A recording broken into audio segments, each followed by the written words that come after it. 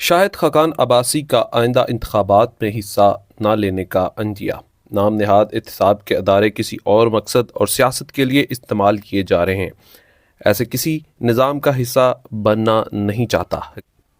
حقیقت نظر آ رہی ہے کہ کم از کم میرے الیکشن لڑنے سے تو حل نظر نہیں آتا، شاید باہر رہ کر بہتر کام کر لوں۔ سابق وزیر اعظم شاہد خاقان عباسی کا آئندہ انتخابات میں حصہ نہ لینے کا عندیہ دے دیا۔ شاہد خاقان عباسی نے نجی ٹی وی چینلز کو انٹرویو دیتے ہوئے اس بات کا اظہار کیا کہ ان کا اب پاکستانی سیاست سے دل اٹھ چکا ہے، وہ کافی دل برداشتہ بھی نظر آتے ہیں۔